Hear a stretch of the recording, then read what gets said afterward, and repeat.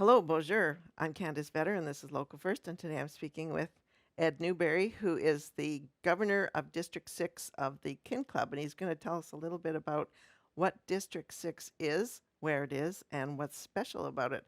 Hi, Ed. Thanks for coming in. Thank you, Candice. As you were saying, I'm Ed Newberry and Governor of District 6. So, District 6 is part of Kin Canada, and it basically encompasses all of the 613 area code and the province of Quebec. So we were talking before we started the show. Um, you said the District 6, you're in Trenton is where you're Yes, based. sorry, my home club is Kinsman Club of Trenton. Mhm. And And the other end of the District 6 is? and the other end of District 6 is the Kinsman Club of Val-d'Or, which is in the northwest Yeah. section of Quebec. Yeah, sort of just past the Outaouais, but a little further north. Yeah, yeah. So tell us about District 6. Like, is there a lot of clubs in District 6?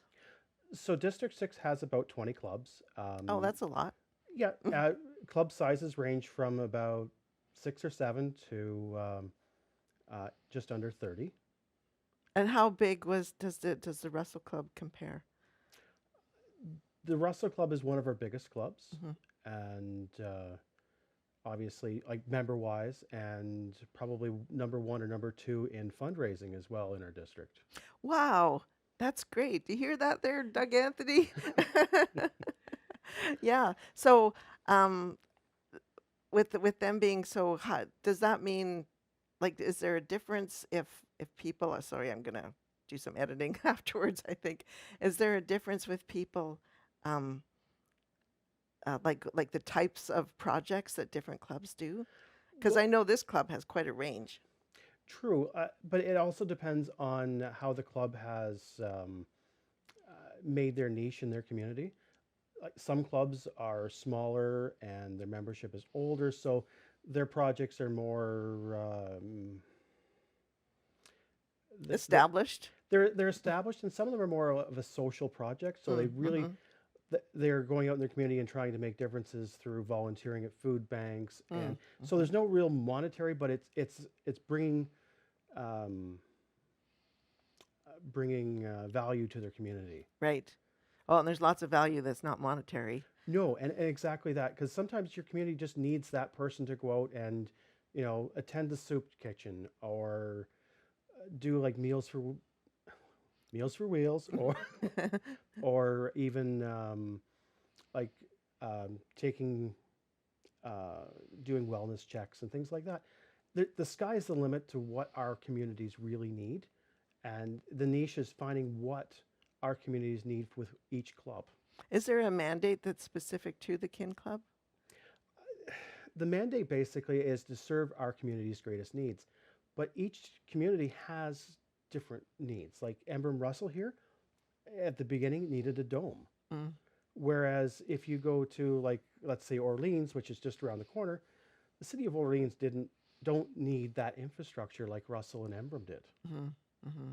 Yeah, they're in a whole different situation. So each community is completely unique. Hmm. Hmm. So again, we're almost out of time. Do you want to? Is there anything you want to add before we sign off? Um, I guess thank you for um, your time. Oh well, thank you.